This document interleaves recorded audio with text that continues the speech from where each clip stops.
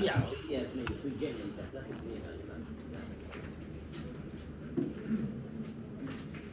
Comencemos, vamos a dividir el. ¿Cuánto está en el cronograma? ¿Han visto su cronograma? ¿Cuándo es su parcial? ¿Qué fecha? Vale, ya la han visto, ya saben.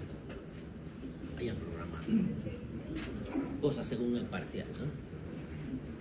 Entonces teníamos programado el examen en 2 clases. Podríamos hacer de sola, pero lo vamos a hacerlo más tranquila, que la vamos a dividir.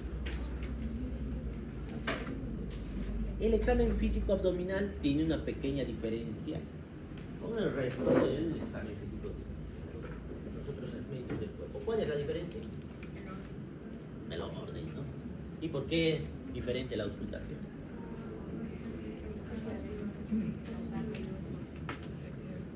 Al manipular los intestinos pueden alterar los movimientos intestinales, el peristaltismo, y por tanto alterar la calidad y la frecuencia de los ruidos abdominales, ¿no? Ruidos hidroaéreos. ¿Hay alguna otra pequeña diferencia en la percusión? Va a ser también diferente la técnica. Vamos a ver más. La aparición de técnicas como la ecografía, tomografía computada o resonancia magnética han llevado casi al abandono de la semiología abdominal. Ya les había comentado en la anterior clase que en otros países, incluso ya casi ni se hace, incluso en Chile, que yo tengo entendido que casi no hacen abdominal. Prefieren hacer estudios complementarios porque hay una falta de confianza en su semiología.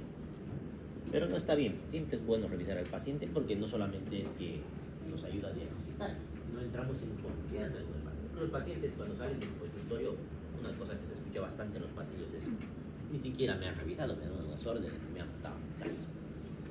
Entonces, les ayuda a entrar en confianza en el examen físico con los pacientes. Este término están llevando ahora ustedes imagenología. Normalmente conocemos como tomografía axial computarizada. Está en desuso, a mí me va a costar, pero ustedes están comenzando, no debería costarles. No se llama TAC, se llama TC, tomografía computada.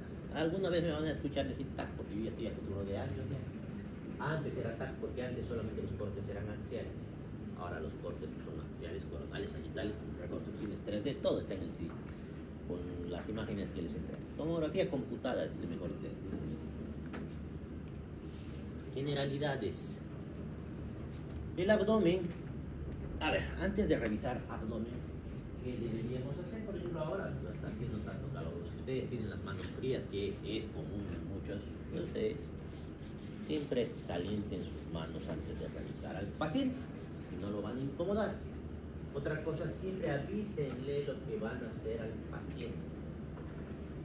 Van tocando al paciente, lo están manipulando, se va a sentir mal, va a tener vergüenza, etcétera, etcétera. Hay que avisar. Y ahora vamos a proceder a hacer el examen de abdomen y le explicamos que vamos a hacer ciertas maniobras. Ciertas, algunas no tenemos que explicarle precisamente para obtener algunos resultados. Tenemos que acordarnos algo de lo que es la anatomía y la división del abdomen. No sé si eso está en el texto. ¿Cómo se divide el abdomen? En cuadrantes. ¿Cuántos cuadrantes son? 9. ¿Y cómo los dividen esos cuadrantes? Rayas. ¿Y esas líneas por dónde pasan? O sea, ¿cómo sé dónde están las cosas? Porque necesito saber lo que estoy palpando, qué estoy palpando. ¿Cómo dividen cómo hacen esta segmentación? La línea medio clavicular. Ya, ahí ya tienen. ¿Qué más? Las espinas ilíacas anteros superiores. Con eso tienen los cuadrantes que son los hipocondrios, el epigastrio, la región umbilical o mesogastrio, los flancos, la fosa ilíaca derecha e izquierda y el hipogastrio o región óbita, así decir. Hay que repasar qué estructuras se encuentran en el hipocondrio derecho, por ejemplo. ¿Qué van a encontrar en el hipocondrio derecho cuando hagan su examen físico? El hígado, ¿qué más hay ahí? La vesícula biliar, ¿qué más se puede tener ahí? Eso es todo. Tantas cosas. ¿Qué más? más hay ahí? El ángulo corónico. Y incluso el polo renal. Pues van a repasar esa parte de anatomía. Tienen que acordarse porque vamos a hacer examen físico. Entonces el orden es primero inspección, palpación, percusión, auscultación, pero en este caso la auscultación se mueve y tiene que ser antes de tocar al paciente. La inspección se mueve. Y luego tenemos palpación y percusión. No sé lo que dice en su texto, pero me parece más lógico hacer primero la percusión incluso antes de la palpación. Me parece más lógico, porque igual se van a alterar los trajes de movimiento. Pero en el examen, si estos dos los invierten, no hay tanto problema. Yo no me hago tanto problema. A la inspección vamos a observar las cosas que hay en ese abdomen. Y tenemos dos tipos de inspección en este caso, a diferencia del último tipo.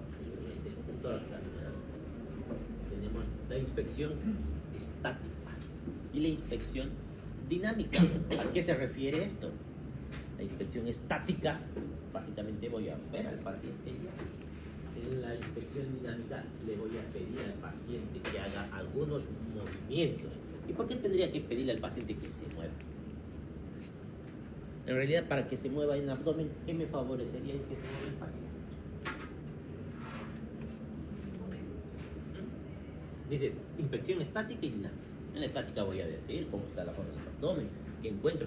Pero dice dinámica, voy a pedir que se mueva. ¿Para qué lo movería?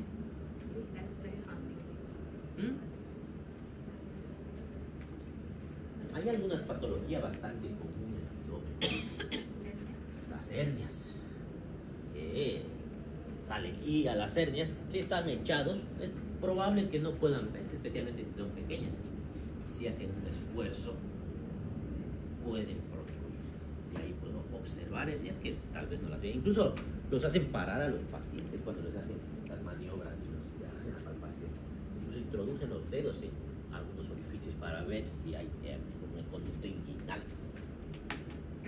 Inspección estática, vamos a ver la forma del abdomen, cicatrices, estrías, equimosis. Equimosis no solamente por golpes, ¿no? Vamos a ver equimosis por otro tipo de patologías, no la única, pero es una de las más comunes. La circulación colateral. ¿Qué es la circulación colateral? Es cuando se ve la circulación venosa en el abdomen siguiendo cierta distribución. ¿Y por qué aparecería una circulación colateral? Se llama colateral. ¿Por qué? Porque está obstruida la circulación venosa principal, por donde debería transcurrir.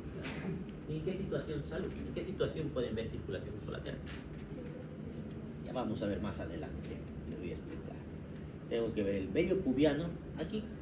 ¿Por qué tendría que ver el vello pubiano? Un abdomen, estoy evaluando patologías abdominales y veo la forma. ¿Y qué tiene de ver la forma del vello pubiano? Hormonal. ¿Y qué patología? Que sea abdominal voy a sospechar que sea diferente de vello pubiano. Pero ¿en qué patología que tenga que ver con abdomen tendría que importar eso? Porque no estamos en endocrino, ¿no?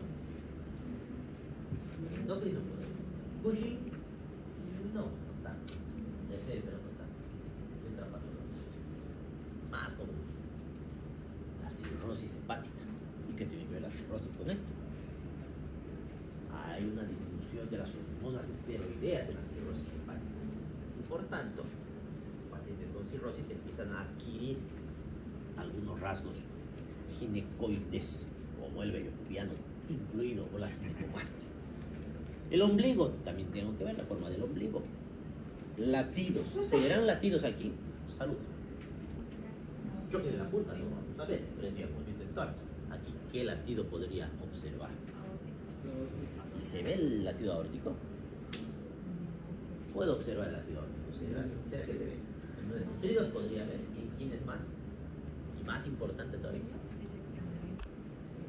Disección en el aneurisma. La disección,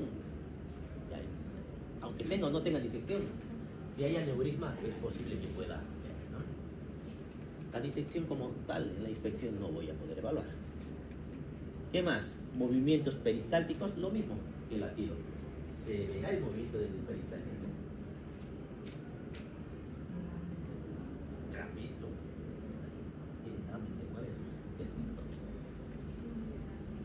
Parecido a lo que decía su compañero del latido aórtico. ¿En qué situación pueden llegar a ver el peristaltismo? Cuando no hay nada de grasa abajo. Desnutrición muy importante. A ver. Inspección dinámica, y ahí vamos a mover al paciente para observar algunas cosas. Y ahí vamos a aprovechar para ver las hernias y eventraciones. Falta una coma. Hernias y eventraciones ya les he comentado varias veces. ¿Cuál es la diferencia entre hernia y eventración? Ya. ¿Y qué es una hernia? La salida del contenido de una cavidad a través de un orificio anatómico. Una hernia a través de un orificio artificial o quirúrgico. Ya voy a preguntar en su examen. Inspección estática. Y vamos a ver la forma del abdomen.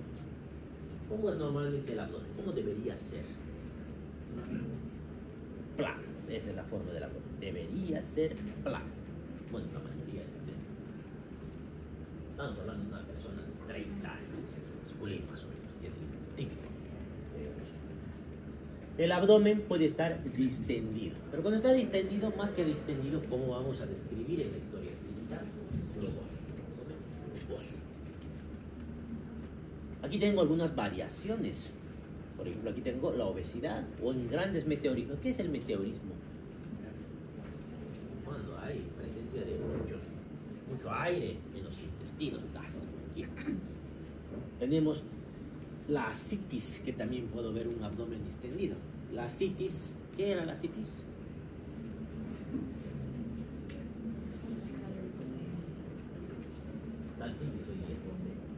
¿Qué es ascitis? ¿Dónde? Muy bien. ¿Y por qué puede acumular líquido en la cavidad peritoneal? ¿Qué hace que acumule líquido en el peritoneo?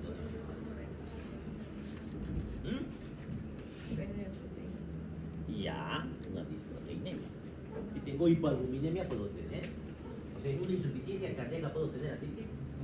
Bueno, en un síndrome nefrótico puedo tener ascitis. ¿Qué es el síndrome nefrótico? Va a entrar en este examen por si acaso también es. ¿Qué es el síndrome nefrótico? Ya les he dicho eso antes. Ya, donde se caracteriza por proteinuria. Si pierdo proteínas, entonces puede haber ascitis. ¿En qué más puede haber? En la cirrosis hepática. En la cirrosis hepática es una condición especial, porque va a llamar mucho más la atención la ascitis que el resto de los edemas. En la insuficiencia cardíaca, ¿cómo empiezan los edemas? ¿En qué lugar?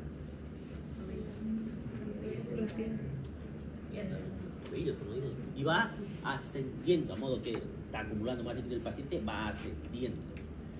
En la insuficiencia renal, en el síndrome nefrótico, es algo parecido, pero está mucho más distribuido el edema.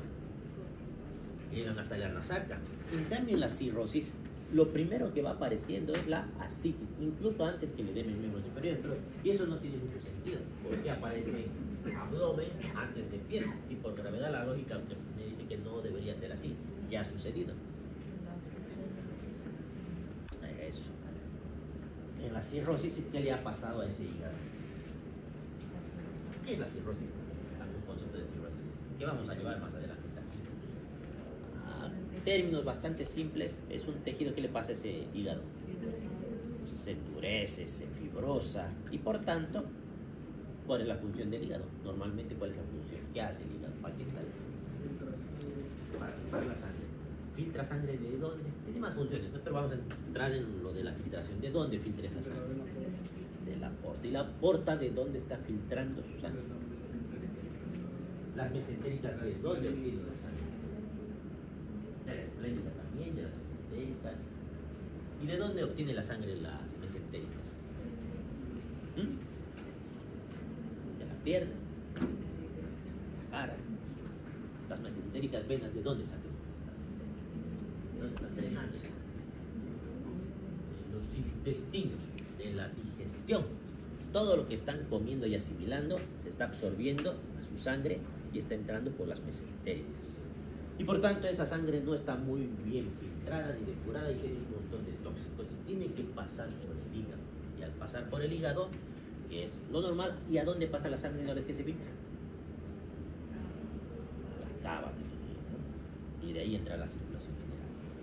En el caso de la cirrosis, si tengo un hígado fibroso, duro, pequeño, ¿va a ser fácil que pase esa sangre a través de la aorta? No, entonces, ¿qué va a suceder si no puede pasar la sangre a través de la aorta? Eso va a aumentar la presión hidrostática dentro del territorio portal, que es lo que me acaban de decir. Ahí están las mesentéricas, la esplénica y demás. Entonces, si aumenta la presión hidrostática, cuando hay aumento de la presión hidrostática, ¿cuál es el resultado? En cualquier parte del cuerpo que aumente la presión hidrostática, ¿qué va a pasar? ¿Va a ver? En este caso, como estamos hablando solamente porque la porta no drena las piernas, la porta no drena los brazos, la porta está drenando el territorio esplácnico. Entonces, ahí voy a tener más hipertensión. Entonces, me va a provocar, que está ahí, ascitis. Pues voy a tener ascitis. Es lo que llama la atención de la ascitis. Pero ¿qué más voy a tener? Esa sangre no solamente va a provocar eso. ¿Qué más va a pasar? ¿Qué venas me han dicho que hay aparte de las mesentéricas? No me acaban de decir. Aparte de las mesentéricas, ¿qué venas más de la salud? ¿Qué está pasando? La porta me han dicho. La esplénica. La esplénica, ¿de dónde drena su sangre? Entonces, ¿qué le va a pasar al vaso? Está lleno de sangre. Va a haber una esplenomegalia. Esa esplenomegalia la vamos a encontrar en el examen físico y a veces incluso se puede observar. No es tan fácil como la hepatomegalia, pero se puede observar en algunas situaciones. ¿Y el vaso para qué sirve? Un órgano linfoide y además elimina células formes de la sangre, como quienes. Los rojos, ¿qué más? Los rojos, y nos hemos quedado solamente son los glóbulos rojos tienen en la sangre. ¿Qué más tienen? Plaquetas, ¿qué más? Leucocitos. Entonces, a ese paciente, ¿qué le va a pasar si yo le hago un hemograma? Saco sangre y veo ahí su hemograma. ¿Qué me voy a encontrar en su hemograma? Estamos hablando de los elementos, el vaso, no estamos hablando del hígado todavía, del vaso. ¿Aumenta? Leucocitos, ¿por qué? A ver, ¿qué hace el vaso? ¿Para qué sirve? Entonces, ¿por qué tendría que tener más? Tengo algo que destruye células. Y tengo un vaso grande, está más grande, entonces está destruyendo más. ¿Cómo puede subir? Entonces, ¿qué voy a encontrar? Anemia, trombocitopenia y leucopenia. Todas las células van a estar disminuidas. Llama la atención las plaquetas. Llama la atención que hay mayor trombocitopenia y por eso tienen alteraciones en la coagulación en los pacientes. ¿Para qué más sirve el hígado? Produce algunas sustancias, ¿no? Sintetiza algunas cosas como proteínas, como la albúmina. Si no tengo albúmina, porque no la estoy produciendo, ¿qué va a disminuir? ¿La presión? Tengo. Y si disminuye mi presión coloidosmótica, ¿qué va a pasar? Entonces, ya me ha subido la presión hidrostática y encima me está cayendo la presión coloidosmótica, más ascitis. Pero al disminuir la presión coloidosmótica, explico, le deben otras partes que no sean la ascitis, como los miembros inferiores. El paciente cirrótico no es que no tiene edema en miembros inferiores, tiene, pero es más importante porque tengo dos mecanismos que están provocando la ascitis y en el resto del cuerpo solamente tengo uno, que es la presión coloidosmótica. ¿Qué más drena el hígado? La porta, ¿qué más drena? Ya me han dicho las mesentéricas, ¿qué más? ¿Qué otras venas están metidas por ahí? ¿Ah? ¿De dónde más saca la sangre? El esófago, la gastroesofágica. Entonces, ¿qué va a pasar con la presión de las venas en el esófago? Y si aumentan, ¿qué va a pasar en las venas ahí? Varices esofágicas. Y si tengo varices esofágicas, ¿qué me puede pasar? Eso. Entonces, la cirrosis es una de las causas de hemorragia digestiva alta. más, la hemorragia digestiva alta se clasifica en dos grandes grupos, varicial y no varicial. Suena como que fueran hartos los casos, pero no son tantos. Más bien son pocos los de varices. Pero es tan importante el tratamiento de las varices que lo dividimos así. ¿Cuál es la mayor causa de hemorragia digestiva alta? ¿Qué es lo más probable de un paciente que esté con hemorragia digestiva alta que le haya pasado? ¿Un síndrome de Boerhaave? No creo, ¿no? ¿Qué será? ¿Qué es lo más común que han escuchado todos? Ha sacado porque tiene que úlcera. La úlcera péptica es la causa más importante por mucho, por 90% de los casos son por úlcera péptica. Y a pesar de que no sean tantos los casos de varices esofágicas, están presentes por el tipo de tratamiento que se le hace a los pacientes, que es diferente. Entonces, algo más va a pasar con mi cirrosis. Esa cirrosis, ¿qué más me va a provocar? No puede pasar la sangre. ¿Ustedes creen que la sangre se va a quedar atascada ahí en la porta? No. Va a buscar por dónde salir, y eso es lo que ustedes me acaban de decir. La circulación colateral. ¿Y de dónde va a salir esa circulación colateral? ¿Que van a inventar venas? Se las inventan, de verdad se las inventan, pero no tanto. Van a aprovechar venas que ya estaban ahí. ¿Cuándo estaban ahí? Pediátricos, no, todavía no habían nacido. En la circulación fetal. ¿Se acuerdan que la circulación fetal es diferente? Y nunca han visto cuando nacen los bebés que todavía tienen algo de rastro de sus venitas ahí en las venas. Entonces aprovechan esa circulación que se abre de nuevo para la circulación colateral. La cabeza de medusa que vamos a ver y otras cosas más adelante. Entonces ya tenemos más claro eso. Ahora dice abdomen en batracio. Aquí dice ascitis de rápido desarrollo. ¿Qué diferencia ven entre estos dos? El ombligo. Y ya, el ombligo está protruido. Otra diferencia en la forma. Uno está así y el otro está más así redondeadito. Este está más redondeadito. Y este, fíjense, abajo, como que más fuera importante la ascitis abajo. No es que tenga menos ascitis, es que este ha sido una ascitis aguda. Poco tiempo. Probablemente no ha sido cirrosis, probablemente ha sido otra cosa, no lo sé. Pero en este, la ascitis ha ido aumentando en mucho tiempo. Y eso ha vencido la musculatura del abdomen de tal manera que como que se soltara como una bolsa hacia los costados. Cuando veo esto, le llamo abdomen en batracio. ¿Y en qué patología voy a ver? Una ascitis crónica, en la cirrosis hepática.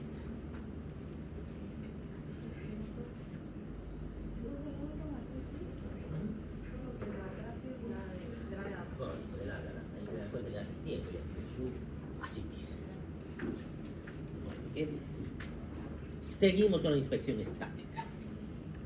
Distensión del abdomen. El abdomen puede dividirse en abdomen superior, abdomen inferior. Tenemos varias cosas diferentes.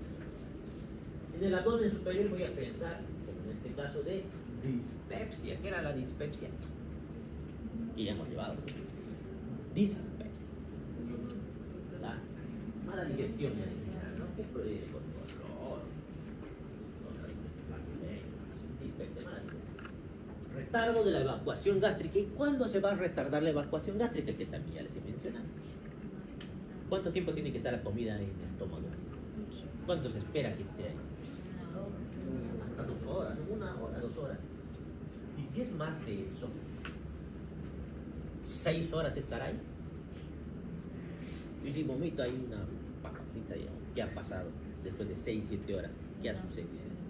Es porque no está pasando esta comida. ¿Y qué puede hacer que no esté pasando la comida del estómago? Un ruido, ¿no? ¿Qué se llama esa patología? La más común, una estenosis ¿de qué parte? Del píloro. Eso le llamamos síndrome pylórico.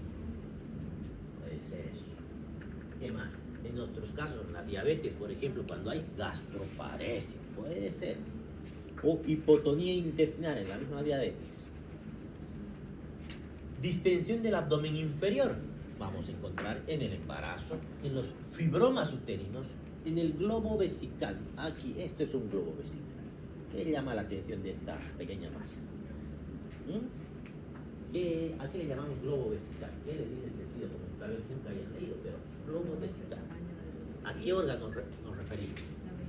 A la vejiga. Y si le decimos globo, ¿qué es lo que le ha pasado a esa vejiga? ¿Se ha llenado? ¿De qué se ha llenado? ¿De aire? Poco probable. Puede ser, pero poco probable. ¿De qué es más probable que se haya llenado esa vejiga? Orina. ¿Por qué puede haberse llenado? Eso debe estar doliendo. No obstrucción. ¿Y cuándo se obstruye? ¿Qué piensa cuando se obstruye? ¿Qué ha provocado la obstrucción? ¿Qué se ha obstruido en primer lugar? Los uréteres. ¿Cuál de los uréteres se ha obstruido? Ah, no es los uréteres, es la uretra. ¿Qué puede obstruir la uretra? Vale, ¿qué así puede ser? Un lito que se enclava ahí puede ser. No es tan probable, pero puede ser. ¿Qué más? La próstata. Eso es lo más común, van a ver mucho. Una hipertrofia benigna de próstata, o si quieren un cáncer. ¿Y en mujeres podrá ser esto posible? Bueno, no es tan común, pero un cáncer ahí puede presionar y provocar esto. ¿Qué otra cosa puede ser que se vea en mujeres? Bueno, en los dos, pero en mujeres se puede ver también. Problemas neurológicos, problemas de la médula espinal, que así que el paciente no oye, ya sí lo voy a visitar. Revisen a los pacientes, no los manden a los hospitales sin revisar. Varias veces me han mandado esto como paciente con tumor abdominal y ahí todavía me muestran ahí, describen como una masa tumoral de 10 centímetros. Al oncólogo están buscando. Le ponemos una sonda y desaparece su tumor ahí. Eso pueden hacer tranquilamente en un primer nivel. Quistes de ovario también podemos encontrar masas ahí en el abdomen inferior.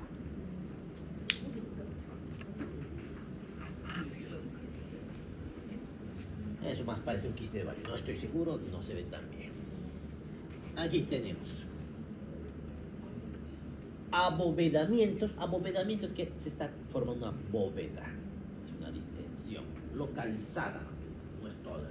Abovedamientos asimétricos. Cuando decimos asimétrico, ¿a qué nos estamos refiriendo? Que ese abdomen no se está hinchando de forma simétrica, no está igual de los dos lados. ¿Qué está pasando? Algún lado se está abovedando más que el otro lado. Puede estar aquí o aquí, como en este caso, fíjense. O en este caso, hay abovedamientos asimétricos. Y eso ya nos da algunas posibilidades diagnósticas. Por ejemplo, el vólvulo del sigmoide. El sigmoide cuando volvula puede dar. El vólvulo en general puede ser asimétrico. ¿Qué era un vólvulo? Ya les he explicado. Torsión del intestino sobre su propio eje. ¿Cuál es la complicación de esa torsión, de ese vólvulo? Isquemia. Por tanto, tengo que entrar lo más urgente posible a quirófano a resolver antes de... Y si hago isquemia de intestinos, ¿qué le va a pasar a ese intestino? Necrosis. Y entonces, ¿qué solución le voy a dar? A patología. ¿Y qué hago con lo que queda? Me quedan dos huecos ahí. Anastomosis. Sería lo ideal. No siempre se puede hacer anastomosis. Las anastomosis ya llevan cirugía anastomosis. No llevan todavía las terminoterminales, lateroterminales, laterolaterales, ya van a estar llevando. O si no, ¿qué puedo hacer? Colostomía. ¿Ya? ¿Y la colostomía qué es? Ya el trayecto del intestino hacia el exterior. ¿Ya? ¿Esas colostomías son eternas? No siempre. Después de un tiempo resuelto el problema, se reconstruye, se vuelve a conectar y desaparece. Eso tienen que explicarle a los pacientes también, porque si no se deprimen. Entonces, tenemos, y en este caso tenemos una hepatoesplenomegalia. Miren la asimetría que nos está provocando. Aquí tenemos una hernia umbilical, aparentemente es umbilical esta hernia. ¿Esto qué sería? Si esto es una hernia, esto es una eventración. Y aquí tenemos un lipoma subcutáneo. ¿Cuál es la diferencia entre todas estas cosas y el lipoma? A ver, hay una diferencia clara. Estos dos comparten algo y este no. ¿Dónde están estas masas? ¿Dónde están? Están dentro de la cavidad abdominal. Y estas están saliendo, pero están viniendo de dentro del abdomen. Y esta está por delante de los músculos, está por fuera de la cavidad abdominal. Entonces, al examen físico es posible que se mueva más probablemente. Inspección estática. Podemos encontrar el abdomen excavado. ¿En qué caso van a encontrar el abdomen excavado? O en batea también. No batea. Tríos. Otro es el abdomen en tabla. ¿Por qué le dirán abdomen en tabla? Porque ese abdomen está recto. Pero el abdomen recto no es lo normal. Bueno, sí, pero no solamente que está recto, sino que ni siquiera se puede deprimir. Abdomen en tabla es porque hay una gran contracción de los músculos del abdomen. ¿Por qué se contraerían los músculos del abdomen? Por dolor. Signos de peritonitis. El dolor de la peritonitis puede provocar el abdomen en tabla. Y si le ponen su estetoscopio, no se escucha absolutamente nada. Inspección estática. Continuamos. Más. Piel. ¿Qué voy a evaluar en piel? La coloración de la piel. Ahí puedo ver ictericia que mencionaba. La ictericia. ¿Por qué le dijeron ictericia? Por la esplenomegalia. La ictericia es un problema hepático, no esplénico. Aunque podría ser. En una esplenomegalia, ¿por qué se podría ver ictericia? Para no confundirlos, para que quede claro el concepto. Ya que me decían que había ictericia en la esplenomegalia y les dije que no era lógico, pues sí se puede ver. ¿Pero por qué? Ahora vamos a aclarar eso. El doctor ha dicho que no se puede, y aquí estoy viendo ictericia. Sí se puede. ¿Por qué se puede ver ictericia en una esplenomegalia? ¿Qué tendría que ver la ictericia con la esplenomegalia? Aunque no esté mal su hígado, pónganse que el hígado está funcionando bien. No siempre pasa, pero pónganse está perfecto. Y el problema solamente está en el vaso, en un gran vaso. ¿Por qué tendría ictericia? Eso está bien. Entonces, si hay mayor destrucción, va a haber más liberación de hígado para corregir el error. Bueno, es que quería otro tipo de respuesta en este caso. Piel, ¿qué voy a ver? Circulación colateral también puedo ver. Esta es la circulación colateral. Así incluso puede llegar. A ver, ya han debido ver en el hospital algunos pacientes con esta circulación colateral. Hay diversos tipos de circulación colateral. No vamos a entrar en tanto detalle. La circulación portocava, cava. Luego tenemos cicatrices por cirugía. Hay que describir en la historia clínica esas cicatrices. Y les vamos a poner un nombre según dónde está la cicatriz. Algunas tienen su nombre, otras no tienen su nombre. Pero no hay que describir dónde está, qué características, cuánto mide la cicatriz, qué forma tiene la cicatriz. Otra cosa que podemos describir son las estrías atróficas, en este caso por cambios importantes de peso o posteriores al embarazo. O podemos ver también estrías, pero no atróficas, estrías podemos ver en la enfermedad de Cushing también.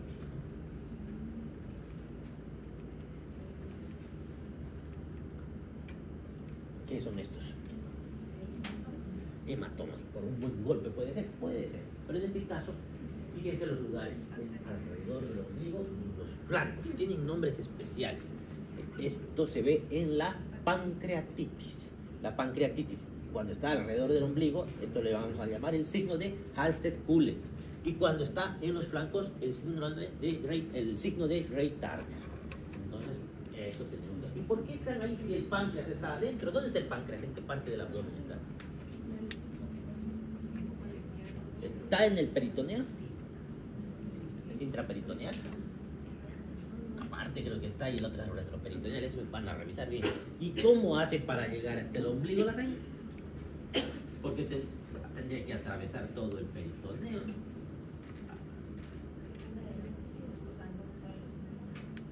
Ya, pero ¿cómo hace para llegar ahí? Eso depende de dónde está, me puede explicar la diferencia entre este y este. Pero ¿y cómo ha llegado a cualquiera de los dos lugares?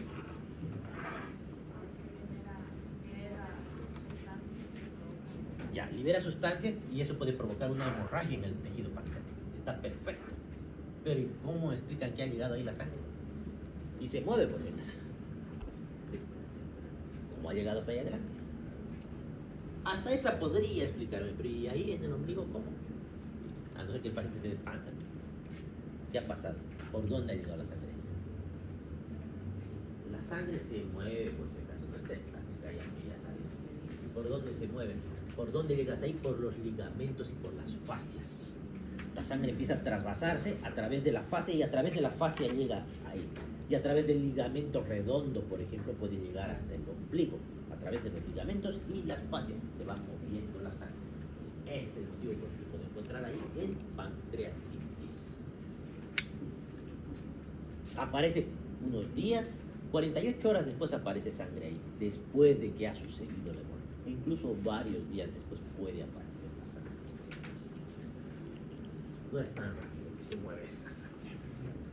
Continuamos con el proceso. El ombligo, podemos encontrar una hernia umbilical, podemos encontrar el nódulo de la hermana María José.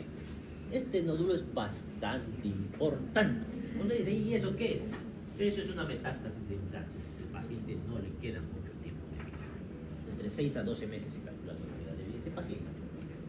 Pero ¿y por qué tiene importancia fuera de eso? Esa metástasis generalmente es de estómago, de un cáncer de estómago, pero puede ser un cáncer de páncreas, puede ser también de ovario, lo más común es de estómago. Esto tiene una importancia histórica porque es la primera vez en la historia de la medicina que le han puesto el nombre de una mujer a un signo semiológico. Dice la hermana María José, que era una enfermera que atendía a los pacientes. Esta enfermera vio la relación entre este nódulo y el cáncer de estómago más que todo. Y empezó a estudiar esto y le pusieron ese nombre. Entonces, más que todo para las mujeres, acuérdense, es un hito histórico de la medicina para las mujeres. ¿Qué más? Inspección dinámica. Ya hemos terminado de ver la forma del abdomen, ahora hay que ver de mover a nuestro paciente para que haga cosas como inflar el abdomen y luego que lo chupe. Básicamente le pedimos que insufle y meta aire. Entonces, eso va a poner de manifiesto, como hemos dicho anteriormente, hernias, eventraciones, a veces hepatomegalias y esplenomegalías que no son tan evidentes. La incapacidad para realizar es indicativa de inflamación de la pleura, abscesos subfrénicos o peritonitis. Si no puede hacer estas maniobras, hay que pensar que está sucediendo una de estas tres cosas. Inspección dinámica. Entonces tenemos el aumento de la presión abdominal. ¿Cómo vamos a lograr ese aumento de la presión abdominal? Porque el aumento de la presión va a hacer que si hay una hernia, salga por el agujero herniano. Entonces, ¿cómo va a salir? Vamos a elevar la cabeza como posición. Ahí está levantando la cabeza la paciente y con la mano le empujo. Entonces va a hacer algo de fuerza y eso va a hacer que salga el contenido a través de ese agujero herniario. Porque puedo tener un agujero herniario y no tener la hernia, pero de rato en rato siento que aparece un bulto. Especialmente cuando se hacen maniobras donde aumenta la presión, como cuando van al baño los pacientes que están tosiendo, incluso por eso se les hace toser cuando se les hace maniobras. Entonces salen ahí, hay que ver. ¿Cuál es el peligro de tener una hernia? Bueno, sale ahí, se verá feo y luego se mete de nuevo. O a veces ya va creciendo, que siempre está afuera. ¿Cuál es el peligro de tener una hernia? Con los intestinos se puede apretar. Ya, estamos más o menos bien.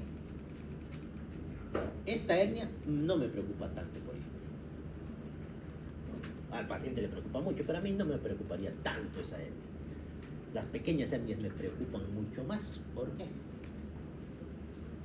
Una hernia que casi ni se ve, que cuando hace esfuerzo aparece. Esa me asusta más que esa gran hernia. ¿Qué tiene que tener la hernia en su constitución anatómica? Un agujero por donde sale el contenido herniario.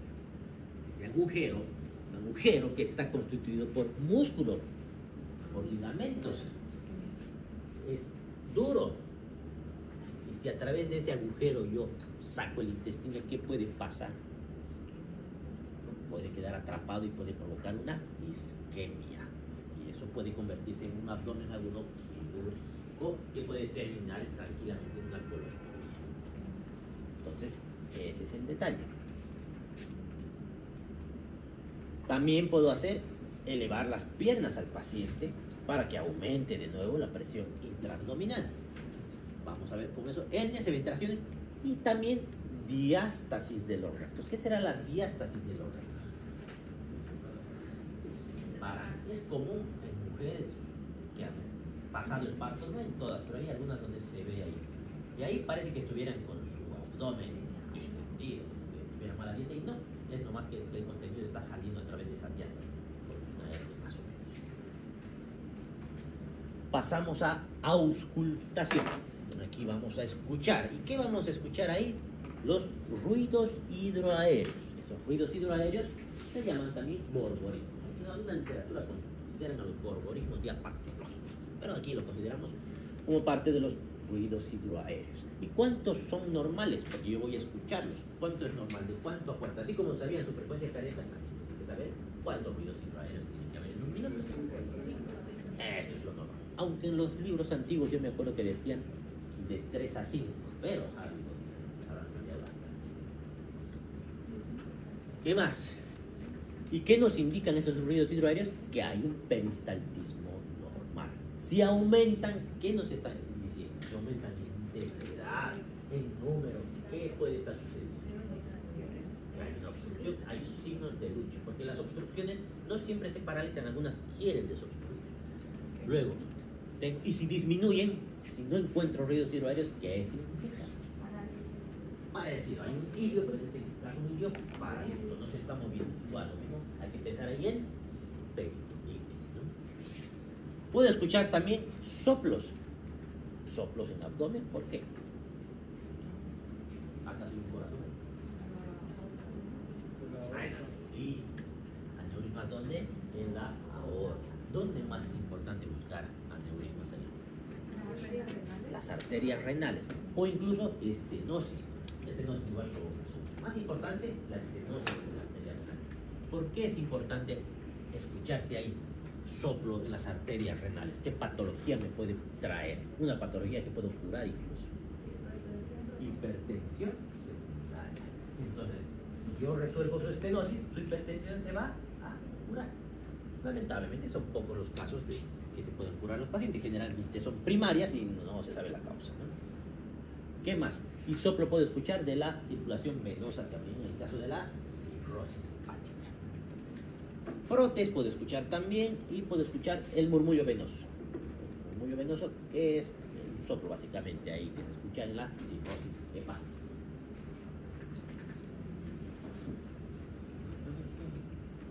Entonces, pueden estar aumentados signos de lucha, pueden ser intensos, prolongados, acompañados de dolor. A eso le vamos a sospechar con eso de un hilio mecánico. Pero hilio significa parálisis del intestino, pero si está paralizado no tiene por qué luchar.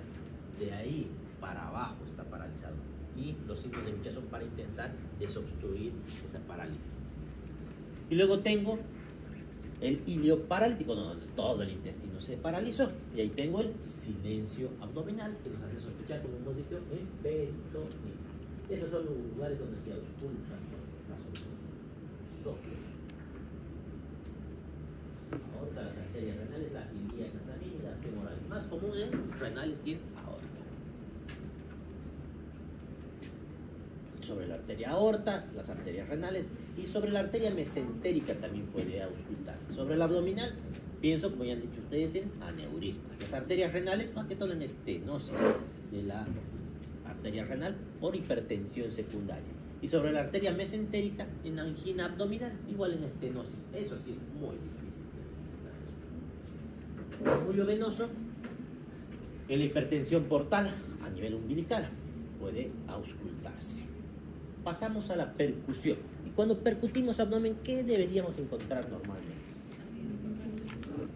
Ahora, aquí hay una diferencia en la percusión con el resto de órganos, más que todo con el tórax. En este caso, la percusión es un solo golpe y sin rebote. Un golpe seco.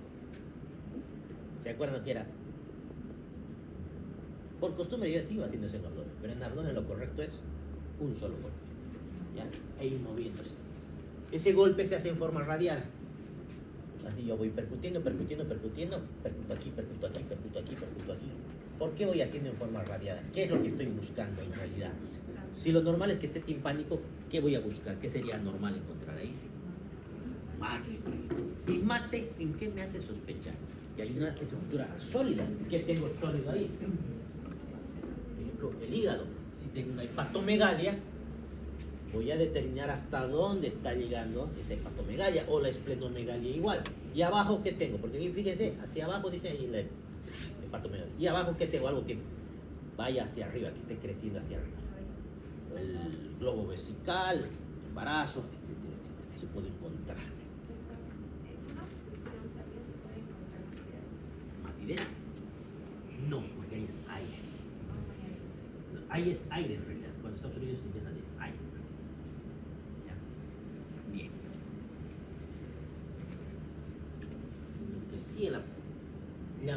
está en su libro, me parece, la tuberculosis enteroperitoneal, puedo encontrar el tablero de ajedrez. Que aquí encuentro mate, aquí encuentro timpánico, mate timpánico, mate timpánico, un tablero de ajedrez. Eso piensa en tuberculosis enteroperitoneal. No está en su libro, me parece. Tengo el espacio semilunar de Traube, y en este espacio semilunar de Traube, que ya lo hemos visto antes, normalmente debería ser timpánico. Y si hay matidez en este lugar, hay que pensar en esplenomegalia, en derrame pleural izquierdo, agrandamiento del lóbulo izquierdo del hígado, tumores voluminosos del techo gástrico. Eso me recuerda en la cirrosis cómo está el hígado, grande o pequeño. Pequeño. Por si acaso al principio de la cirrosis es grande. Porque la cirrosis es secundaria a una hepatitis crónica. Al principio está grande y luego empieza a atrofiar. Que esté grande no descarta de todo la cirrosis, por si acaso. ¿Y cómo hacen el diagnóstico de cirrosis? Por si acaso no es clínico, es biopsia. Hay que hacer biopsia para definir el diagnóstico de cirrosis. Timpanismo. Si aumenta el timpanismo, hay mucho contenido gaseoso, pues eso ¿por qué va a ser? Generalmente porque el paciente no se está moviendo. Es bastante doloroso eso. Luego podemos encontrar la matidez. Esa matidez a través de algunas maniobras. Podemos encontrar tumoraciones, visceromegalias y la matidez desplazable en este caso. Si tengo una ascitis, ¿qué voy a tener? Timpanismo, matidez, sonoridad, así, se está llenando de líquido. Va a haber matidez porque es líquido. Esa matidez, al principio, ¿dónde va a estar?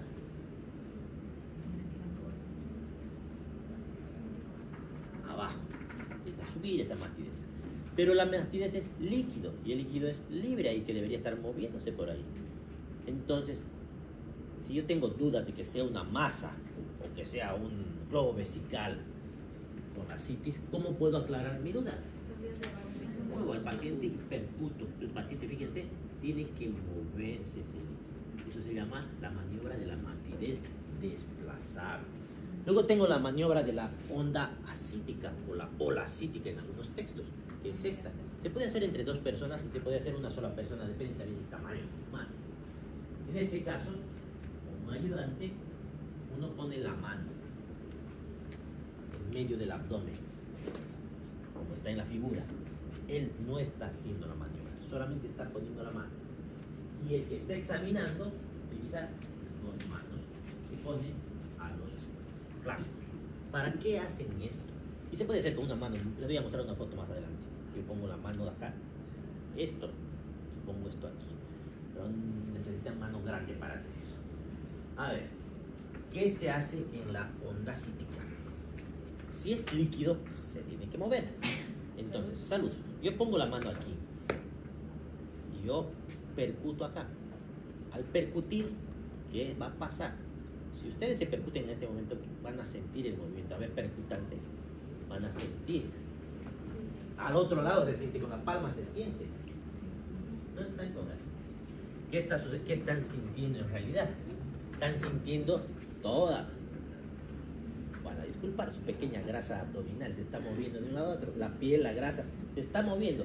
Está temblando toda la piel. Entonces, ¿para qué pongo esto aquí? Pongo la mano aquí para que cuando yo golpee, ese movimiento quede ahí estancado y no avance hasta el otro lado.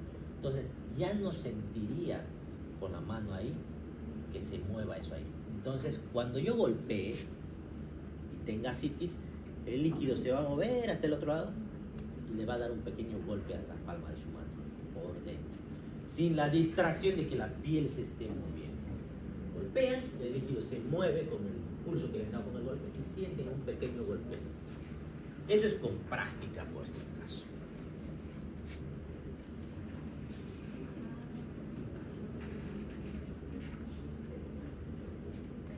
¿Y dónde está mi otra imagen? Hay una donde se muestra una sola mano. Una mano ponen así, ponen la palma ahí y golpean.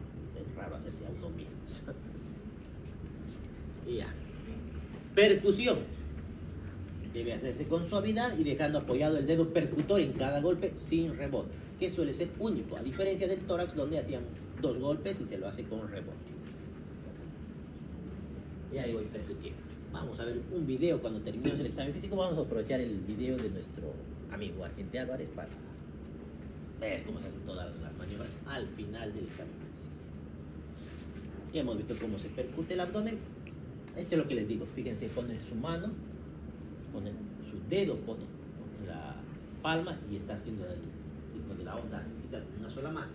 Es más difícil hacer así. Así que les sugiero que se ayuden con alguna otra persona para hacer el examen físico. Palpación. No vamos a entrar ahora en palpación porque es lo más complicado y moroso de este tema de abdomen. Así que le vamos a dar prioridad para ver en la próxima clase la palpación. Porque aquí vamos a hacer ya las maniobras. Ahí viene el Bloomberg, el lleno de Musei y demás. ¿Dudas? Con eso tenemos entonces. Nos vemos para la próxima clase.